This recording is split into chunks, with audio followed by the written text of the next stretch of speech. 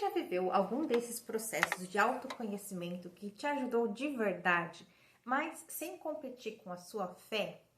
Desses que te deu clareza, que te trouxe linguagem para você conseguir entender e expressar o que realmente está acontecendo dentro de você, mas sem ocupar um lugar que para você pertence a Deus?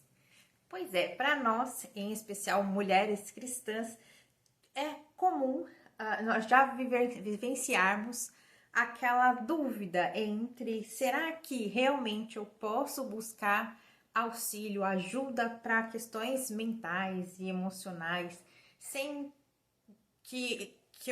sem que isso entre em conflito com a minha fé? Será que realmente eu posso buscar a ciência? Será que eu posso buscar coisas humanas, né, de desenvolvimento pessoal? Ou realmente esse cuidado com a nossa mente, com as nossas emoções, será que isso é território sagrado de domínio totalmente da nossa fé? Pois é, isso eu já estive diante desses conflitos e eu vou compartilhar aqui com vocês qual é a minha experiência, né? Qual foi a minha experiência e qual conclusão afinal eu cheguei a respeito disso. Eu sou a Camila Covre, eu falo sobre traços de caráter, comportamento e padrões que moldam o funcionamento da nossa mente. Se você gosta desses assuntos, já se inscreva no canal e deixe seu like neste vídeo. Não é raro que nós, mulheres cristãs, talvez não só as mulheres, mas eu posso falar um pouco mais sobre as mulheres, porque são as com as quais eu lido frequentemente, com as quais eu converso, e geralmente esse território de terapias e cuidados, desenvolvimento pessoal, costuma ser um território mais feminino, embora não exclusivamente, mas é comum para nós, em algum momento da vida, mulheres cristãs, nós depararmos com esse conflito ou até conhecer outras pessoas que desaconselham esse tipo de ajuda, que acredita que todo tipo de terapia, todo tipo de estudo da mente feito pelas vias comuns ali, psicologia e tudo mais, tudo isso é contrário à fé, tudo isso renega os princípios cristãos e tudo isso é uma grande bagunça, coisas do mundo, coisas mundanas. Quem já não sofreu com essa situação de, ao mesmo tempo, precisar de uma ajuda e não saber como, ou já ter buscado ajudas por meios teológicos, para resumir, né, por meios da própria palavra, né, na própria Bíblia, e não encontrar uma solução prática, ou pelo menos não conseguir conciliar as coisas, ou não conseguir entender, afinal, o que pode ser feito de prático, enfim, muitas dúvidas, muitas opiniões contrárias e muita bagunça. E eu também já passei por isso quando eu comecei a estudar. Antes de começar a estudar, na verdade, quando eu comecei a procurar esse tipo de ajuda, eu já tinha ouvido algumas coisas não muito positivas a esse respeito, porém, na época, eu preferi arriscar. Eu fiz algumas tentativas e eu tive boas experiências, outras ruins. Não vou nem dizer experiências ruins, se eu disser que eu tive experiências ruins, eu estarei mentindo, mas eu tive experiências neutras, experiências que não alcançaram o resultado que eu buscava, né, as soluções dos meus problemas, ou pelo menos um alívio, ou um entendimento, ou alguma direção. Não vou dizer que eu estivesse buscando uma solução mágica para todos os meus problemas, porque aí realmente nenhuma dessas abordagens tem essa proposta, e quem quer que fale isso está mentindo. Mas eu não tive resultados, alguns realmente eu preferia não ter feito, porque depois de um tempo, com a maturidade, conforme eu fui aprendendo um pouco mais, tanto sobre a mente quanto sobre a minha fé mesmo, eu preferiria não ter feito algumas abordagens, algumas coisas, mas eu eu passei por esses processos, não fiz nada que, aos olhos da minha própria fé, fosse ilícito, tirando uma única coisa, não vou nem dizer ilícito no sentido, era uma coisa mística, nem nada, não é. Era alguma coisa que realmente, pensando em domínio próprio, não é uma abordagem que eu repetiria e que também não vem ao caso. A questão é, para quem já viveu esse conflito, é comum nós termos esse impasse. Eu fiz eu passei pelos últimos anos aí, eu passei por uma etapa de tratamentos, né, de buscas de entendimento, e outra estudando, né, estudando e aprofundando para ser a pessoa que vai ajudar os outros e não somente a pessoa que precisa de ajuda, exatamente, entre outras coisas, por essa necessidade de conciliar, não dizer conciliar como se fosse misturar as duas coisas, mas de conseguir falar, né? Conseguir dar linguagem, uma linguagem para uma pessoa cristã, a partir do que acontece nos bastidores, né? O que acontece realmente nesse mundo das terapias e do entendimento da mente, que realmente é contrário à palavra de Deus. E historicamente, né, eu acho que o principal ponto que diverge ou que faz a ciência moderna, né, a ciência humana puramente descolada da perspectiva espiritual, da transcendência e do conceito de Deus, né, da crença em Deus, o que faz uma coisa descolar da outra lá no princípio é justamente essa dimensão, considerar essa dimensão da alma e do coração, né, do espírito, como a raiz, né, como realmente o centro do ser humano, e não somente a parte da biologia, a parte do cérebro, os mecanismos,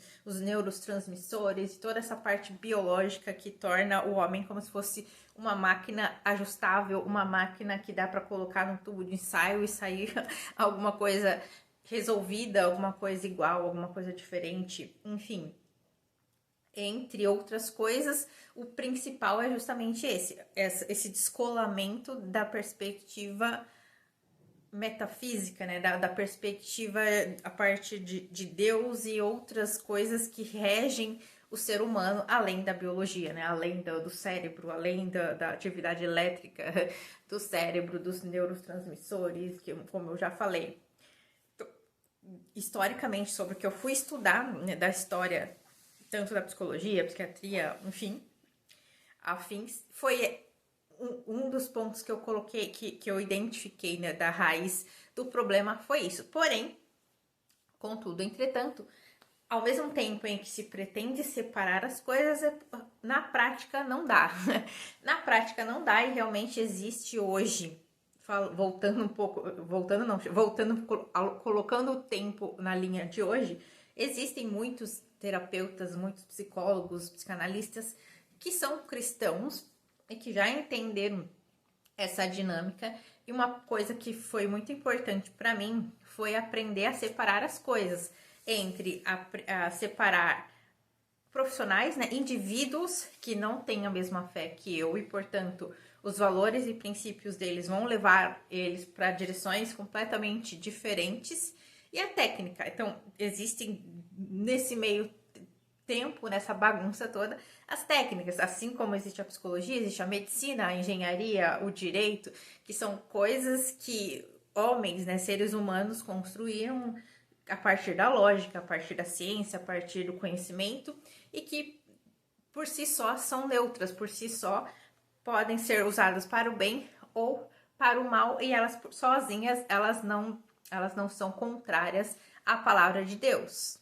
Por outro lado, existem as pessoas. Então, se tem as pessoas e tem as técnicas, a técnica por si, elas podem ter realmente algumas técnicas que vão, em qualquer uma dessas áreas que eu citei, que podem ser contrárias a princípios e valores cristãos, mas aí vale do próprio indivíduo, né, do próprio indivíduo cristão, observar e reter aquilo que é bom, não é necessariamente ficar buscando de tudo para observar e reter o que é bom, mas aquilo que chega até nós, daquilo que eventualmente a gente possa precisar, a gente observa e vê se aquilo contraria ou não os nossos valores. Então, realmente, eu não vi necessidade de cancelar a psicologia ou cancelar qualquer tipo de terapia só por ser terapia, só por lidar com a mente humana. E eu percebi que nessa trajetória toda,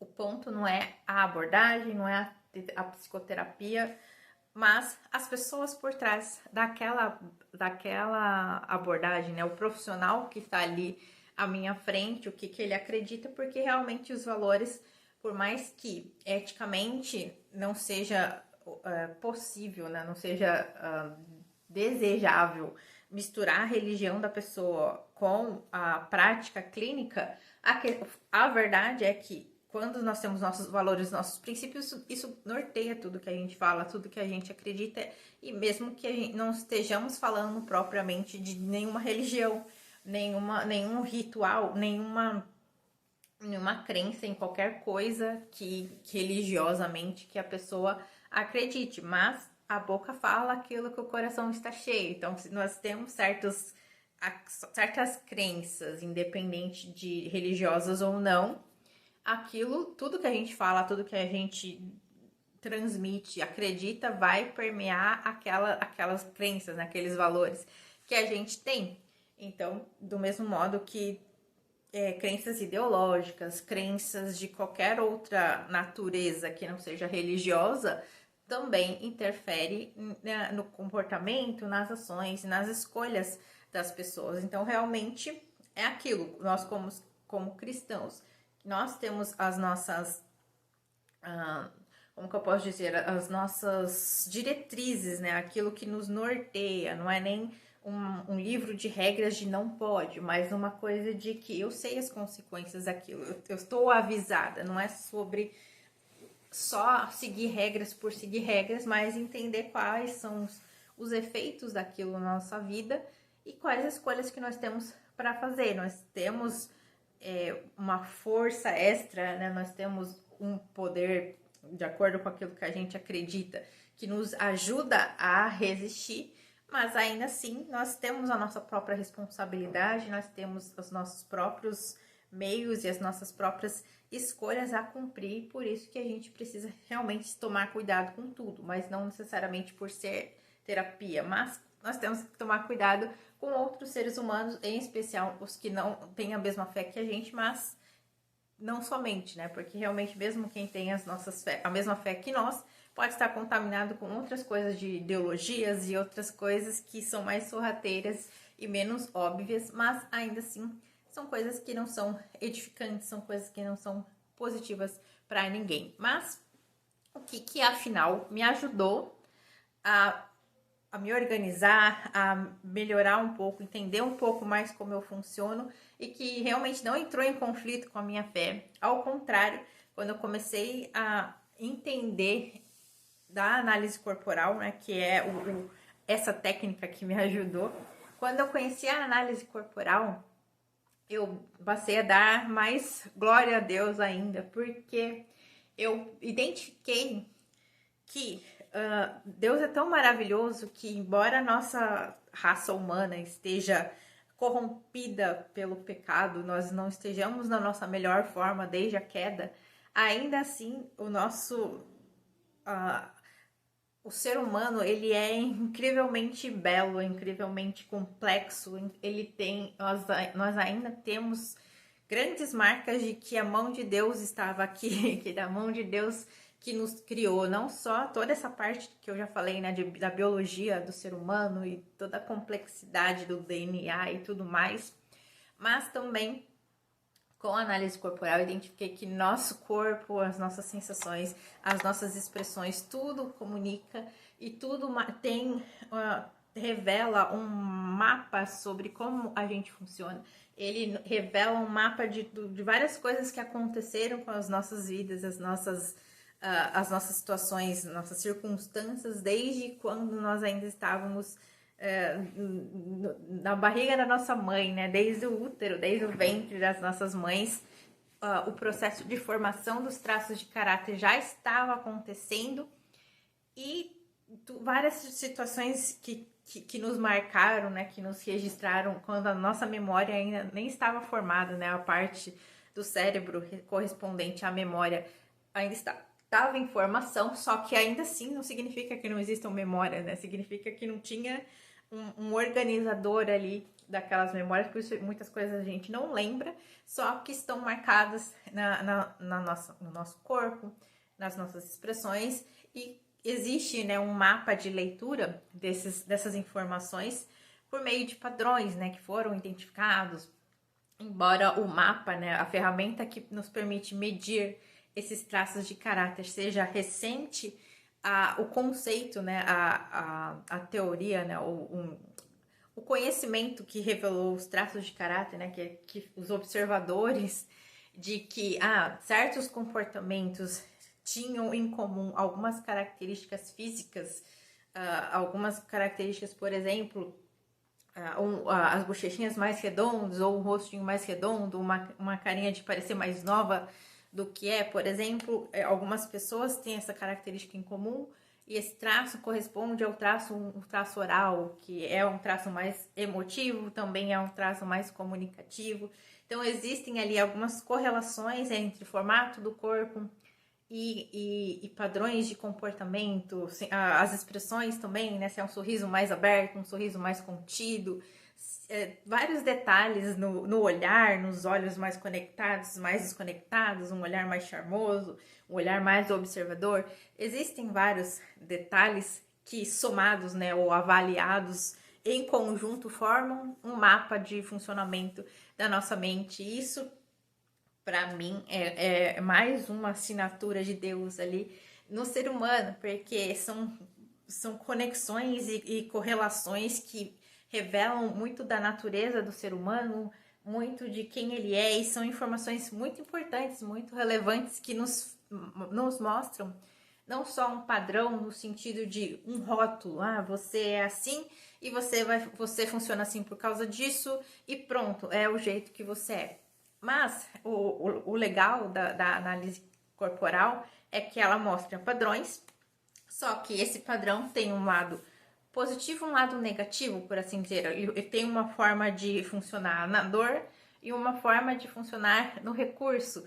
E essa dor é justamente aquela parte que nos tira do domínio próprio, né? Aquela parte que nos faz funcionar não muito bem. Por exemplo, que nem eu falei, esse traço orador, ele tende a ser mais descompensado emocionalmente em determinadas situações.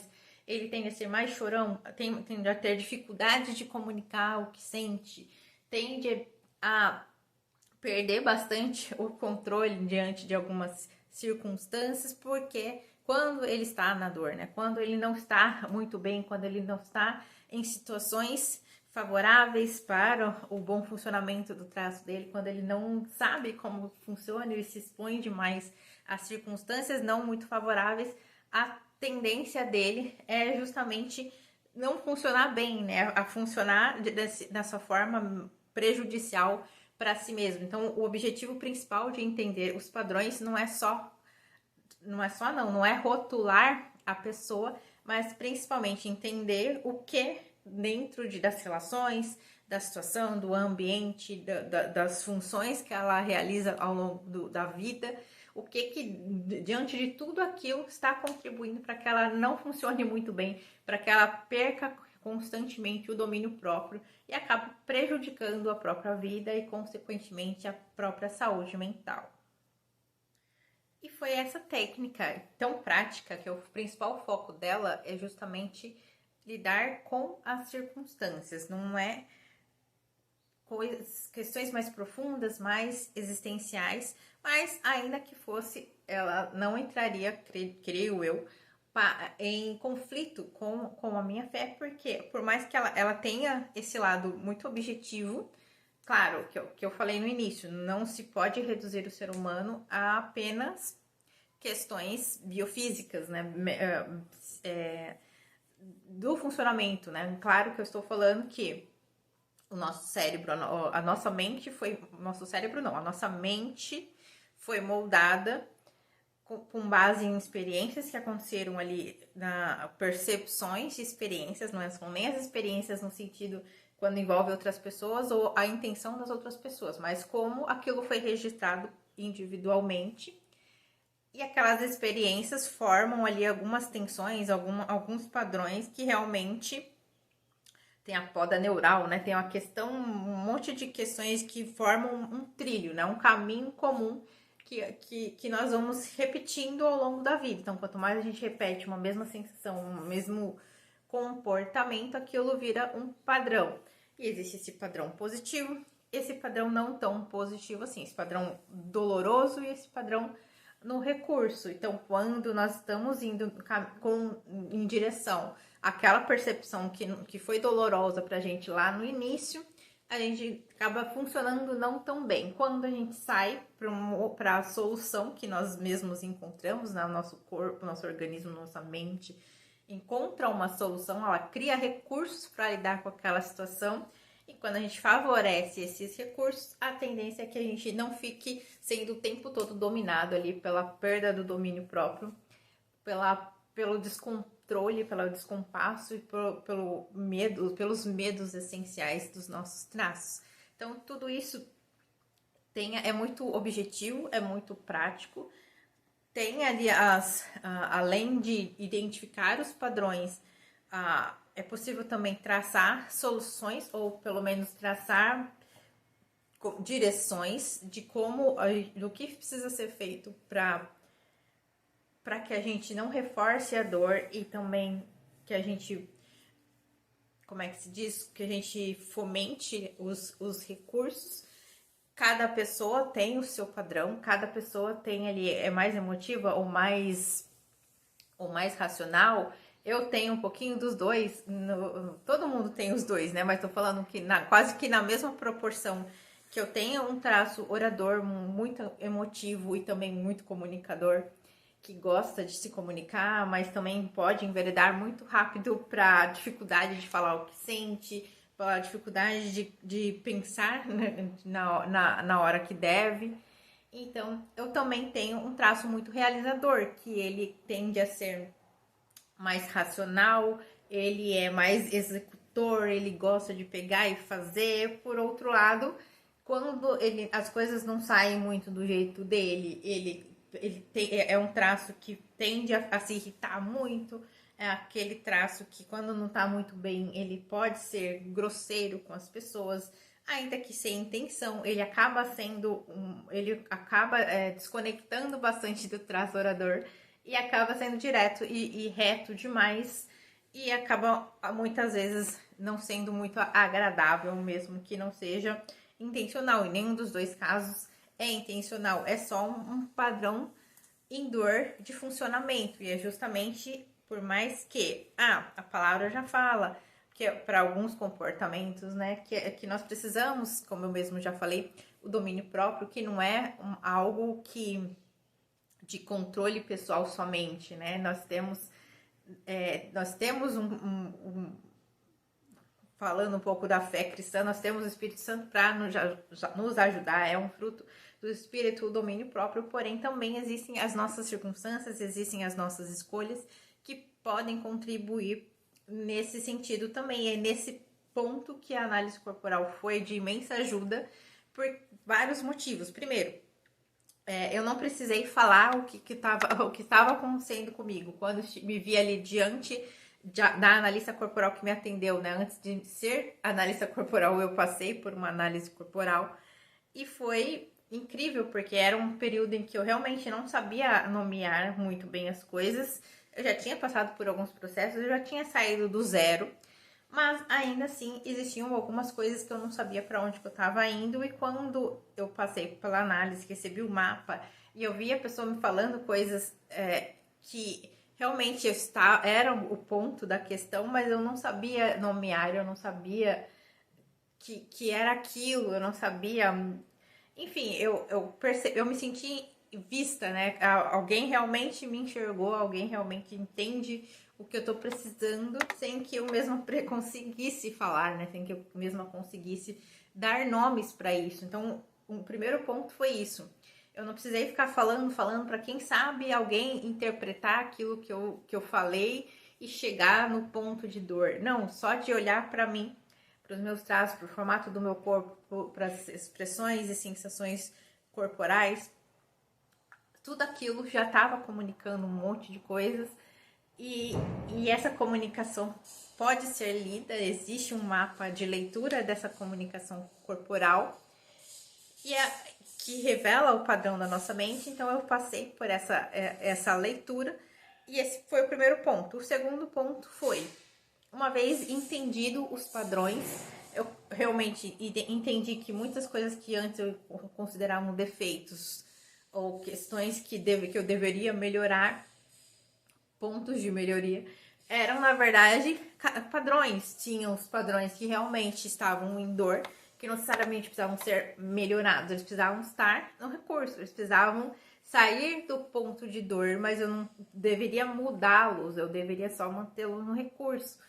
E, por fim, a questão de o que eu posso fazer diariamente, de concreto e com explicações claras, do que para manter os meus traços no curso, para tirá-los da dor, ou se eventualmente eu for obrigada ou tiver que realmente me expor por um determinado tempo a um ambiente que não é tão favorável, o que eu faço depois para dar uma regularizada ali na questão, porque realmente não dá pra gente ficar fugindo de ambientes desfavoráveis a vida inteira. Em algum momento a gente vai precisar se expor. A questão não é se a gente vai se expor ou não, mas por quanto tempo, porque realmente existem algumas situações, alguns ambientes que realmente não tem como se manter por muito tempo. Por exemplo, o meu traço organizador, ele é baixo, não é que eu seja bagunceira, mas é que tem algumas pessoas que têm uma facilidade muito grande com planilhas, números, exatas,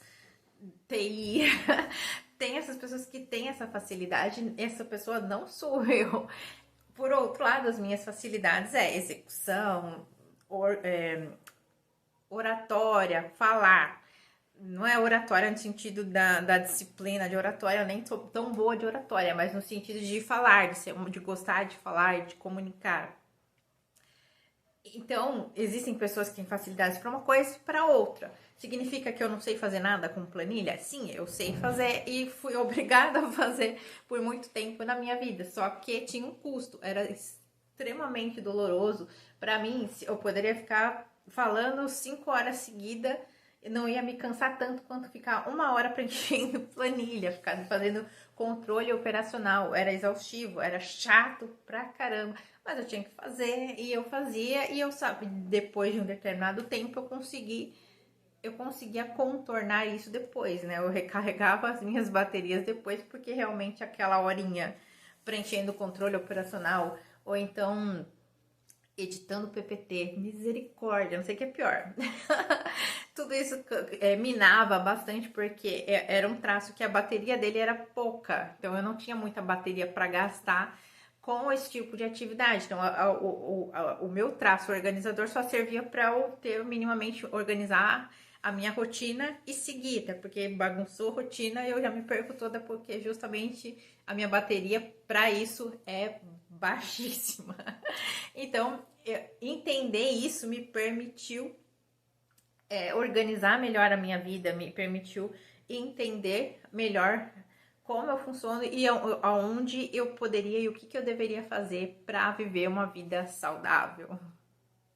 E se você quer saber mais como que funciona a análise corporal, eu tenho um outro vídeo aqui no canal que chama Para que serve a análise corporal, em que eu falo mais detalhadamente sobre os traços e tudo mais, como que eles funcionam na nossa mente, como se fosse os divertidamente aqui na nossa cabeça, que cada hora tem um traço no comando, cada um tem um pouquinho mais de um pouquinho mais de outro, e essa combinação nos torna únicos, entendo que um mapa de caráter é como se fosse a nossa digital, né? Cada um tem um, mesmo que possa coincidir ali em alguns percentuais para algumas pessoas, ainda assim aquela combinação dentro do contexto de vida de cada um nos torna únicos, nos torna totalmente eu diria especiais, mas não no sentido de vangloriar o homem, mas de mostrar ali, como eu falei antes, a assinatura de Deus na nossa vida.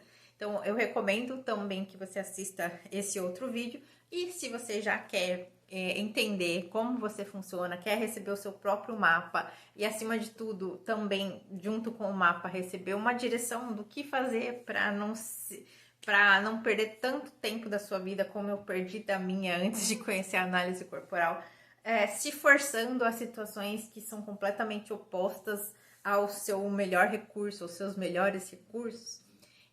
E o que fazer, né, para além de não se expor a coisas dolorosas, também aprender a se colocar aonde você precisa estar, a reforçar os seus recursos e brilhar ali ao longo da sua vida. Eu também sou, hoje, né, eu sou analista corporal, me certifiquei, certificado pelo MEC. E caso você queira, aqui na descrição do vídeo tem o link, você pode entrar em contato comigo para agendar a sua análise corporal.